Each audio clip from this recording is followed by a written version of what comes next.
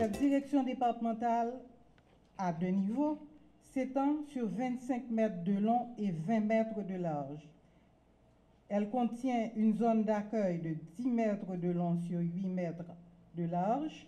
La superficie totale du bâtiment est de 580 mètres carrés, soit environ 32% de la superficie totale de la propriété qui mesure 1850 mètres carrés. C'est donc un colosse en béton armé dont les parois intérieures et extérieures sont en maçonnerie de blocs de 20 cm d'épaisseur. Une cinquantaine de colonnes supportent la dalle du rez-de-chaussée, armée de fer numéro 3 et numéro 4. Ce bâtiment contient 33 colonnes à l'étage qui portent la toiture inclinée à 15% de pente. Les fermes métalliques installées à l'étage et dans la zone d'accueil supportent la toiture en tôle reposant sur les pannes. Ce bâtiment a la capacité de recevoir 300 personnes assises. Au rez-de-chaussée, 580 mètres carrés peuvent desservir 175 personnes assises pour les services suivants. À l'accueil, 100 personnes. Au service de permis et d'immatriculation des véhicules, 25 personnes. Au service de permis et d'immatriculation fiscale, 25 personnes. Au service de l'assiette fiscale et au bureau du chef de service, 25 personnes. On trouve également au rez-de-chaussée une salle d'équipement utilitaire, une unité de centre de réception et de livraison de documents d'identité, CRLDI, très appréciée par la population, 2 blocs sanitaires, 3 escaliers, un entrepôt. À l'étage, 500 mètres carrés peuvent accueillir 125 personnes. On y trouve le carré du directeur départemental, le secrétariat de la direction, une toilette entre la direction et le secrétariat, une grande salle de conférence, un entrepôt, une cafétéria, un service de contrôle et de suivi, un service administratif et la comptabilité, 2 blocs sanitaires, une mezzanine donnant une bonne circulation d'air à l'intérieur du bâtiment et une vue agréable sur le rez-de-chaussée. L'harmonie de cet ensemble n'a rien à envier à la DGI centrale de Port-au-Prince. Aussi, la CES s'estime-t-elle heureuse d'avoir participé à l'édification de cette œuvre. Les riverains du quartier de DKO, si interrogateurs au début, vont finalement avoir plus près de chez eux de nouveaux services tels que l'immigration et les archives nationales, en plus de ceux fournis par la DGI. Mesdemoiselles, mesdames et messieurs, cette construction est la preuve que Gonaïves va de l'avant. Nous remercions tous ceux et toutes celles qui ont contribué à l'édification et à la matérialisation. Il est pour moi un grand honneur, en ma qualité de premier citoyen de la ville de Gonaïves, de porter la parole à l'occasion de l'inauguration du local logeant le bureau de la DGI au Gonaïves. Je ne puis me permettre de ne pas être présent ce matin à cette grande occasion, tenant compte des rapports de proximité entre les mairies et la DGI, bureau de perception des taxes communales et du franc partenariat qui se développe entre la mairie des Gonaïves et le bureau de la DGI au Gonaïves.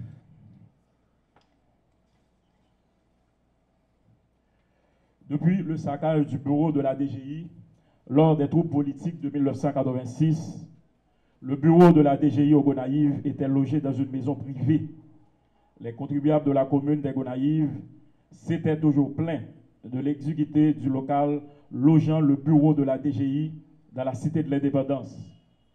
Les responsables de la DGI à Port-au-Prince étaient pleinement conscients de la mauvaise condition de travail des employés de la DGI et partaient toujours à la recherche de terrain afin de construire un bâtiment public pouvant loger le bureau de la DGI.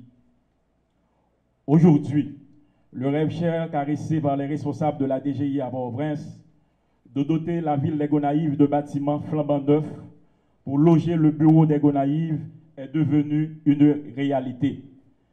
La population gonaïvienne en est fière. Le bureau de la DGI, bien équipé, offrira de meilleurs services en un temps record. Les habitants de la zone de DKO s'en réjouissent. La DGI est chez eux à DKO. Je profite de l'occasion pour demander à la population de DKO de garder très propre l'environnement du bâtiment de la DGI, de le protéger, de ne tolérer aucun graffiti sur les murs. Au nom de la population gonaïvienne, qui éprouve une immense satisfaction en regardant ce bâtiment flambant neuf de la DGI, je dis merci à tout le gouvernement, particulièrement au président de la République, son Excellence Jovenel Moïse, au Premier ministre Jacques-Guy Lafontaine et à toutes les autorités qui ont contribué pour permettre à la Cité de l'Indépendance d'avoir ce local. L'honorable sénateur Yuri Latortue, l'honorable sénateur Kalmura Cantave. Mes remerciements vont également au directeur général de la DGI, M. Miradin Morland, pour sa détermination à faire loger les bureaux de la DGI dans les espaces appropriés. Merci, directeur général, pour le bureau des Gonaïves.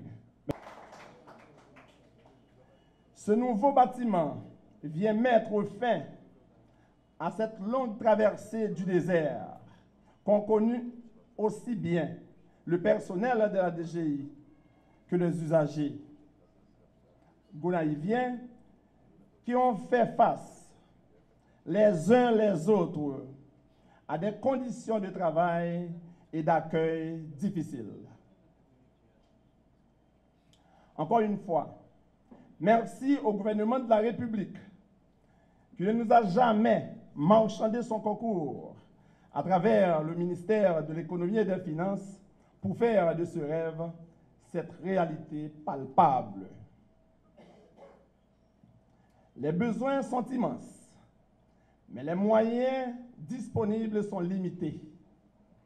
Il nous faut persévérer pour offrir aux millions des concitoyens de l'arrière-pays des locaux attrayants et équipés. C'est une œuvre de longue haleine qui devra s'inscrire dans la durée. Nous avons parcouru le pays d'est en ouest, du nord au sud. Et nous avons relevé de nombreuses difficultés auxquelles nos contribuables font face dans l'exercice de leurs obligations citoyennes. Des efforts immenses sont déployés ces dernières années pour apporter à l'amélioration urgente, une amélioration urgente à nos infrastructures physiques et offrir des services de qualité. Aujourd'hui, Gonaïves fait suite à Jacmel, Jérémie, le Cap Haïtien, Hinche, Belance, Marigot, Saint-Louis-du-Nord, Aquin, Verrette, pour ne citer que cela, où l'on érigeait des immeubles assez coquets. D'ici peu, ce sera le tour des contribuables de Fort-Liberté et de Ouanamet, comme c'était le cas d'hier pour la ville de Mirbalais. Nous n'allons pas arrêter en si bon chemin. Nous allons revoir l'ensemble de nos infrastructures physiques à travers le pays. La cérémonie de ce matin est aussi une occasion de plus pour porter le citoyen à remplir scrupuleusement ses obligations fiscales. Excellences, Monsieur le Premier ministre, honorables parlementaires, Excellences Yves-Marie Péan, distingués invités, Mesdames, Messieurs, l'État ne vit que de vos contributions. Nous ne pouvons rien sans vous. Et la diminution drastique de l'aide publique internationale vient ici nous interpeller. Aussi, nous demandons à tout un chacun, grands et petits, de prendre sa part du fardeau fiscal. Le slogan « Ce graisse cochon qui vous quitte cochon » est à l'ordre du jour. Nous devons compter davantage sur nos propres ressources et le souvenir de notre glorieuse indépendance que nous avons célébrée il y a peu dans la cité vient nous rappeler combien il est important de mettre tout en œuvre pour réaliser notre indépendance économique et rééditer la geste héroïque de nos dignes aïeux. Mesdames, Messieurs, c'est l'occasion pour nous de mettre l'accent sur les impôts communaux. Si, en tant que propriétaire d'immeubles, vous n'acquittez pas l'impôt locatif, la mairie n'aura pas les moyens nécessaires pour assurer les services de base dans la cité. Si vous ne remplissez pas votre déclaration définitive d'impôt sur le revenu, l'État ne disposera pas les fonds nécessaires pour accorder des dotations financières satisfaisantes à votre collectivité en difficulté. Nous devons également porter à l'attention des cadres et du personnel de la DGI des Gonaïves que nous attendons pour bientôt les retombées de cet important investissement. L'administration a entendu vos cris et répondu à votre appel pressant.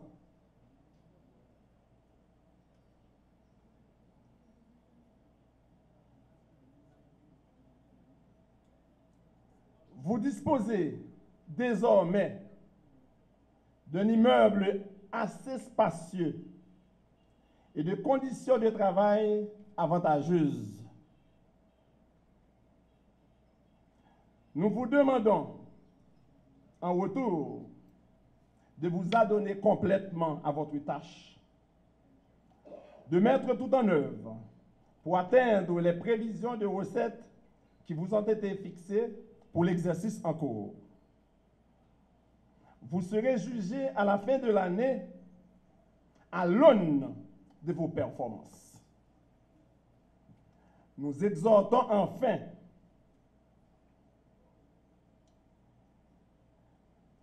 tous ceux qui ont toujours rempli leurs obligations citoyennes, leur devoir d'agent fiscal, à persévérer dans cette voie royale pour ancrer définitivement dans les esprits le caractère hautement symbolique de l'acte de payer l'impôt.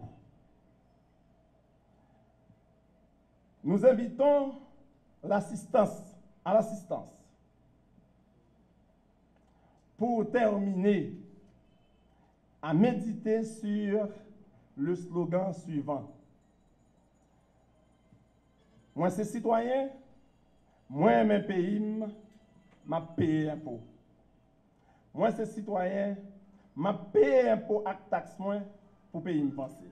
Je vous souligne le président de la République Les documents d'identité constituent un élément fondamental du droit à la sûreté de la personne humaine que l'État a le devoir de fournir à ses citoyens. Ils leur permettent de prouver leur identité, de prendre contact avec l'administration publique et de réaliser diverses activités de la vie civile. En mettant ces structures au service de la population, l'État haïtien s'attaque également à d'autres défis non moins cruciaux. Car la problématique de l'accès aux documents d'identité est hautement liée à celle de la sécurité intérieure et juridique. En effet, à l'heure de la prolifération des réseaux transnationaux de crimes organisés, il devient de plus en plus urgent pour l'État haïtien de pouvoir identifier ses ressortissants et de garantir leur protection. De plus, la question des documents d'identité renvoie aussi à la complexité de la réalité des conflits fonciers auxquels nous faisons face tous les jours en Haïti. Dans de nombreux cas, des conflits fonciers surgissent et perdurent parce que les ayants droit sont exclus de notre système d'identification. À titre d'exemple, on ne peut pas établir être le propriétaire d'un bien immobilier reçu en héritage quand on est incapable d'établir formellement et juridiquement son existence en tant que citoyen à partir d'une pièce d'identité, notamment l'acte de naissance grâce auquel la filiation peut être prouvée. Enfin, nous ne parviendrons jamais à mettre en place un système d'assistance sociale de qualité en faveur des populations en situation de vulnérabilité si elles ne disposent pas d'un document d'identité fiscale.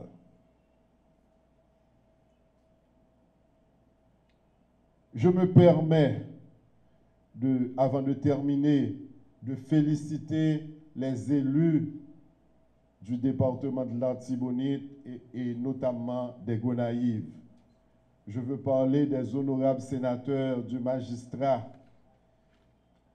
On se réunit très souvent à Port-au-Prince et cela à chaque fois. Ils viennent nous rencontrer, c'est pour défendre les intérêts de leur localité, les intérêts de leur mandat.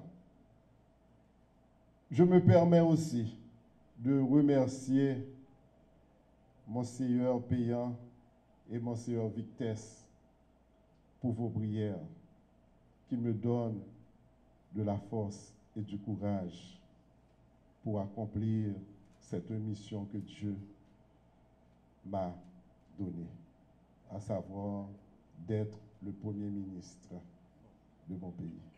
Merci, Monseigneur. À partir d'aujourd'hui, la population des Gonaïves et celle des agglomérations avoisinantes ont à leur disposition tous les jours ouvrables un guichet unique où elles pourront accomplir toutes les démarches administratives en vue de se procurer tout de suite le matricule fiscal et rapidement les autres documents d'identité tels que carte d'identification nationale, les extraits des archives, le permis de conduire, les passeports, etc. Nous sommes persuadés qu'elles en feront bon usage et en tireront pleinement bénéfice. Merci beaucoup.